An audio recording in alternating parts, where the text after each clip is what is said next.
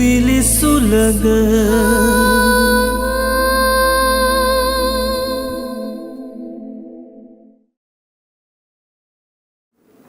තමුන් මේ දේවල් යහපත් චේතනාවෙන් තියාගත්ත කියන එක මයිකේල්ලියන් ප්‍රතික්ෂේප කරනවා. මේ ගෑනු ළමයි එකතු වෙන්න ඉස්සරහට මම අපේ යාළුකම පටන් ගත්තේ. මොකද්ද මේ? අනේ මේ සමරසිංහ අහක යන කුණු ගේ ඇස්සට දාගන්න වෙලාවක් නෙමෙයි මේක. අපි පුතාට ලොකු ෂොක් එකක් ඇවිල්ලාලු. ෂොක් එකක්?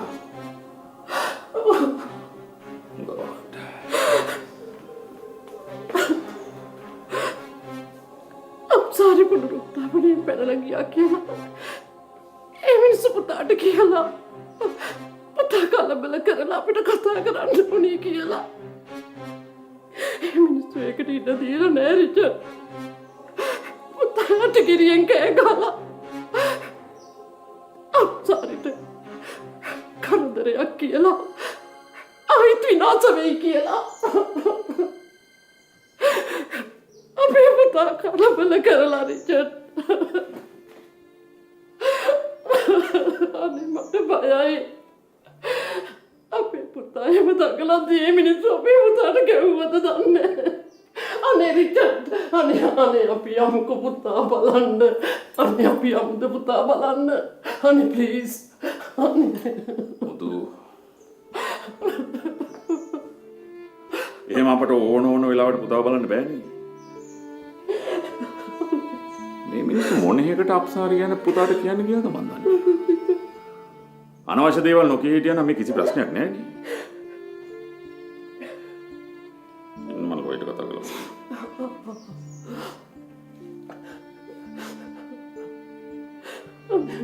හෙලෝ. මිස්ටර් සපරමාදු. මම හර්ෂණගේ තාත්තා කතා කරන්නේ. රිචඩ්.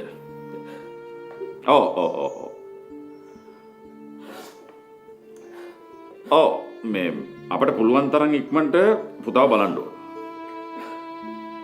අවශ්‍ය දේවල් ලෑස්ති කරන්න.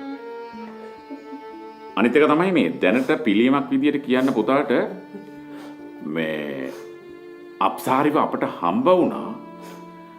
අපි යාව පුනරුත්ථාපනයට බාර දුන්නා. ඒ ළමයා බොහොම හොඳින් ඉන්නවයි කියලා. ඔව්. Thank you.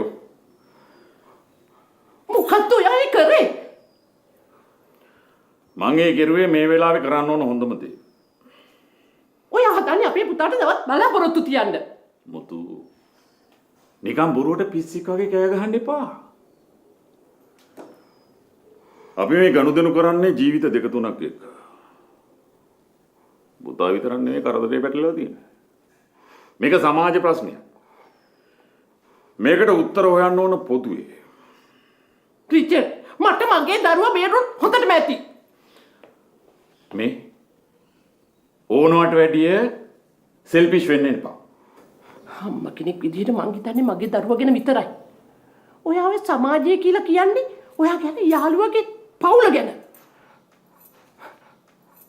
යාළුකමට කියලා හොඳ දෙයක් කරා නම් මට ඉවසන්න තිබුණා. ඒ දඩබ්බර කෙල්ල කරන දේවල් ඉවසන්න කියලාද මට කියන්නේ? සමරසිංහයි ගීතිකාවයි අප්සාරිව අමතක කළා දාන්න. මට මේ වෙලාවේ ඕන පුතාගේ හිත හදන්න විතරයි.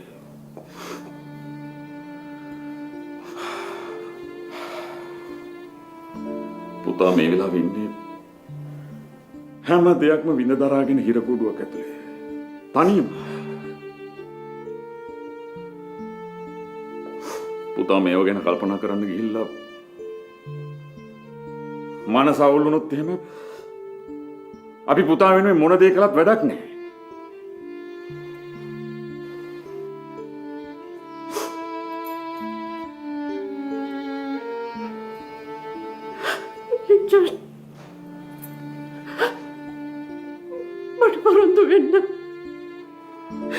මට පොරොන්දු වෙන්න.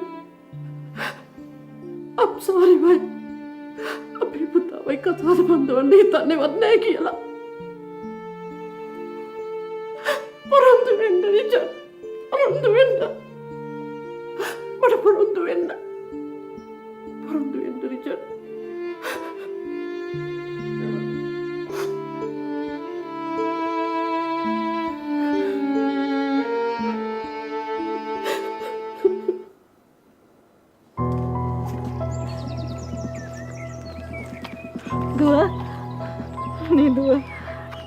මගේ දරුවගේ ජීවිතේ බේරලා දෙන්න පුතේ. පින් සිද්ධ වෙයි. මගේ පුතාගේ ජීවිතේ බේරලා දෙන්න.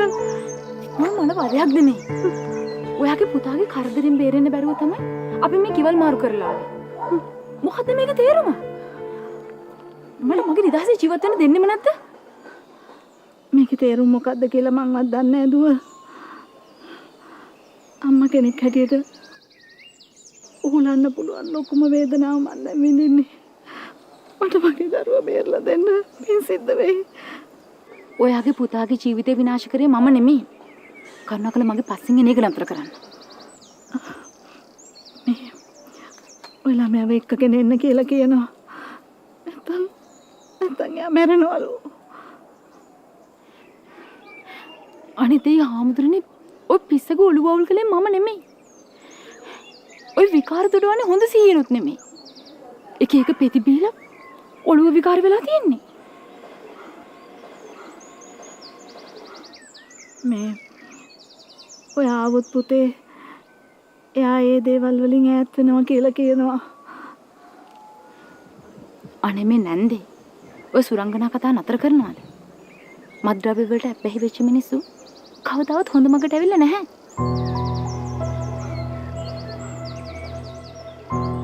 ඔය ජරාව ගත්ත මිනිස්සු ඕවෙම තමයි කවදා හරි විනාශ වෙන්නේ. දුවේ ටික දවසක් එන්න. එයා ඔය මත්වෙච්ච ලෝකෙන් ඈත් වෙනකන් බොරුවට එයාට කැමතියි කියලා කියන්න.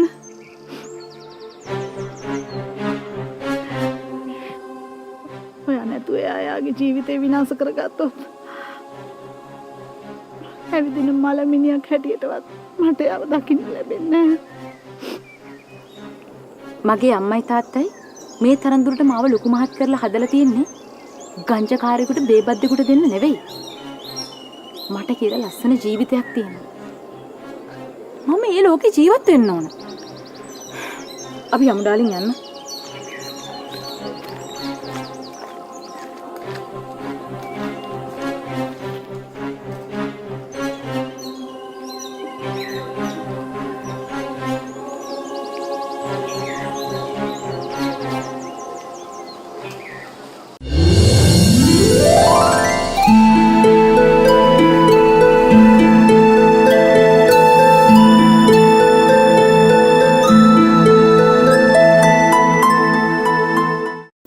හර්ෂණ ලොක්කයිට උදව් කරා කියලා පිළිගන්න අපිට සාක්ෂි නැහැ. ඒත් ඇත්ත නැත්ත දැනගන්න පුළුවන් මේ පොතේ ඉන්න කීප දෙනාගෙන් ප්‍රශ්න කළා. මම ඒකට ලෑස්තියි සර්. වැදගත්ම දේ තමයි ලොක්කයි අල්ලන එක. ඒකට අපිට තියෙන හොඳම ඇම විනු. අපි හර්ෂණට කලින් විනු එළියට යමු.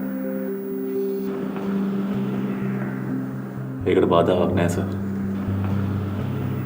රයින්ගේ තත්ත්වය සාමාන්‍යයි. මිනිහා වෝඩ් එකට දාලා හර්ෂණට අප ලැබි. ඒත් මේ චෝදනාවේ ඇත්ත නැත්ත අපි දැනගන්න ඕන.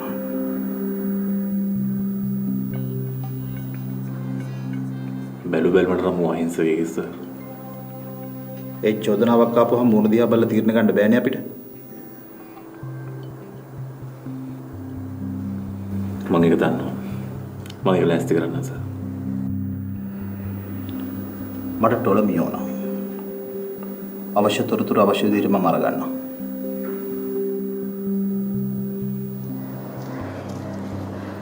ඒක ලොකු ප්‍රශ්නයක් වගේ. මට උත්තර නැහැ. මේ මට ඇත්ත කියන්න. එයා ඔයා නිසා නේද ඩ්‍රග්ස් වලට ඇබ්බැහි වුනේ. ඔයාට විකාරද? තන රස්තිය අතු ගහපුවා. අයියේ මල්ලි දෙන්නම් මට වදයක් වුණා. මේක මහා වාසනාවන්ත තත්ත්වයක්. තව කී දෙනෙක්ගේ නම් ජීවිත මේ වගේ විනාශ වෙලා ඇද්ද? මම බේරුනේ 99. ඔයා සතුටු වෙන්න ඕනේ. මේ ජීවිත දිහා බලන්න.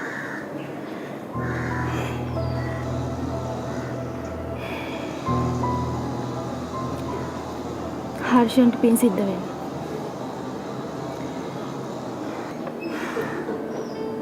මට දුකයි අර අම්මා ගැන. ඒත් මට කරන්න දෙයක් නැහැ. තව පොඩ්ඩෙන් මගේ අම්මයි තාත්තයි ඒ වගේම දුක් විඳිනවා මං නිසා. ඔය මේ ගමනේ ගිහිල්ලා හර්ෂණෝ මීට්ටලා කතා කරන දේක් කතා කරගෙන ආයිමත් පුනරුත්ථාපනයට යන්න.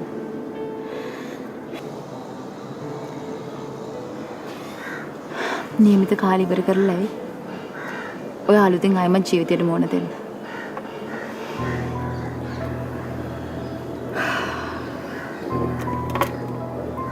ඔය අප්සෙට් වගේ. අප්සෙට් වෙන්නේ නැද්ද බං? මේ කොහෙවත් යන ප්‍රශ්න ඔලුවට කඩන් වටනකොට. අපි යමු.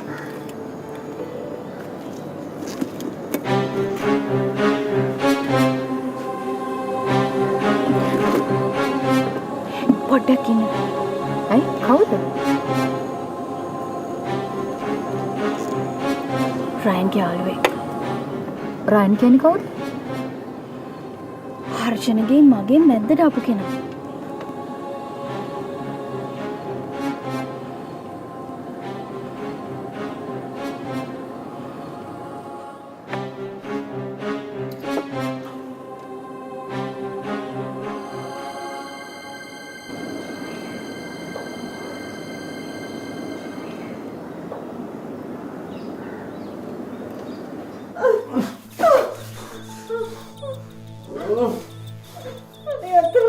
උඹ මේ විදිහට දුක් විඳිනවා දකින්න මම මොන තරම් පවක් කරන්නේ නැද්ද පුතේ? උඹ විනාශ වුණේ අපේ මෙවුන් හින්දා. අපේ මෙවුන් හින්දා. මිනිහත් විනාශ වුණා. උඹවත් විනාශ කෙරුවා. උඹට උඹ ගැන හිතෙන්නේ නැත්තම් මං ගැනවත් හිතපන්කෝ. බෑ මට බෑ. මට වල්කෝ යන්න ඕනේ. නෑ. උඹ යන්න හදන්නේ මල්කේ හොයාගෙනම නෙමෙයි. අර දහජරක් පෙත්ත ඕන වෙලා උඹට. අම්මේ මේ උඹ මට අම්මේ කියන්න එපා. උඹ මේ කාමරෙන් එළියට යන්න හැදුවොත් මං උඹට දෙන්නේ කොසු පාර. දැනගනි. අම්මා මට කී පාරක් ගැහුවද බැන්නද මං ඇහුවද නෑනේ. මට මල්කේ ඕනේ. උඹට ඕන උනාට මල්කිව මල්කිට උඹ ඕනේ නෑ. ඒකේ වෙන එකෙක් හොයාගෙන ඉන්නේ. මං දැක්ක අද උදේ අර අත අල්ලගෙනම ගියේ. අම්මේ මට යන්න ඕනේ. මට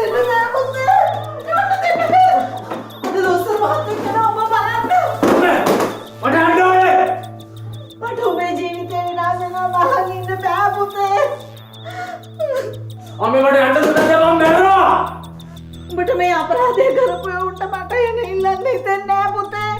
මගේ අයියාගේ පුතා උඹ විනාශ කරුවේ. ඒත් උඹට මොලේ ඩිංගිත්තක් හරි තිබුණා නම් හිතන්න තිබුණා. ඇයි මේ විදිහට ජීවිතේ විනාශ කරගන්නේ? මේ වටිනා ජීවිතයක් නේද? මට යන්න ඕනේ එළියට. නෑ මං උඹට එළියට එන්න දෙන්නේ නෑ. මං කියන දේ පොඩ්ඩක් සිහියෙන් අහගනින් පුතේ. ජීවිතේට වෙන මොනවා හරි හිතපන්කෝ. මට මල් කියලා දෙන්න බෑ අම්මා මට යන්න ඕනේ. පුතේ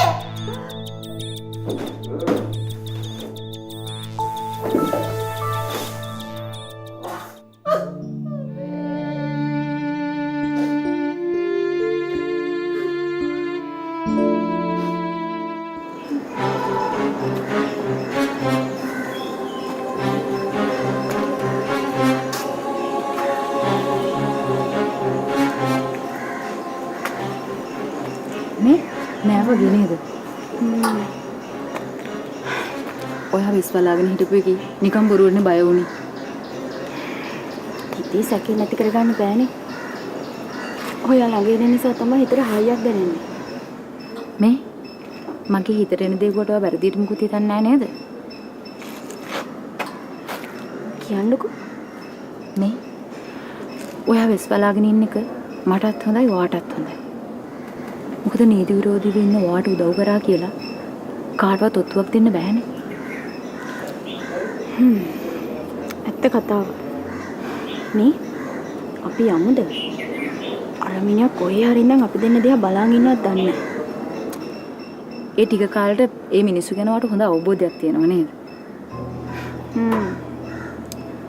රයන් මාව බලන්න ආපු හැම දවසකම ඒ මිනිහත් ආවා.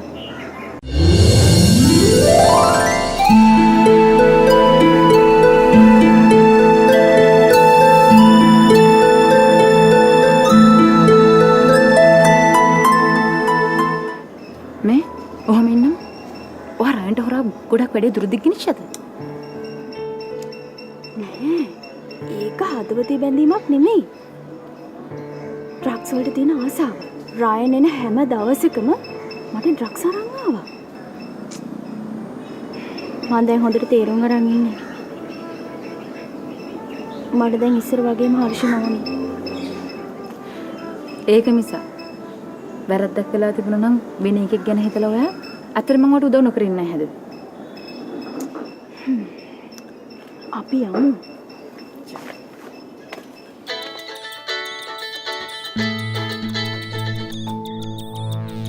Halo. Oh, halo Kipang. Apa dia?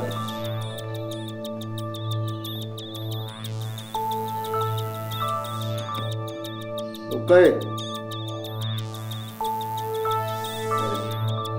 Cool.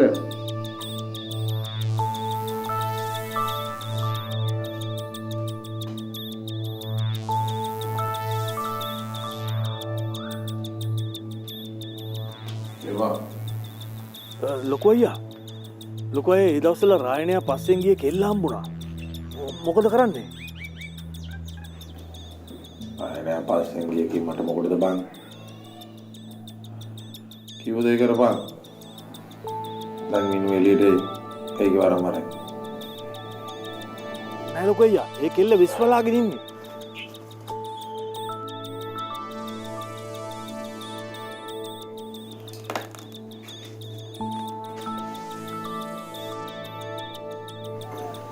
විශ්වලාගෙන? ඒ මොකද බං ඒ? දන්නේ නෑ ලොකු අයියා. තව කෙල්ලෙක් එක්ක ඉන්නේ. මත්ද්‍රව්‍ය වලට ඇබ්බැහි වෙන අය බොහොම සූක්ෂම විදියට තමන්ගේ දෙමව්පියන්ව කිට්ටුම අයව රවට්ටන. මීට පස්සේ මගේ යාළුවා ගැනවත් එයාගේ ෆැමිලි එක ගැනවත් කතා කරන්න තා.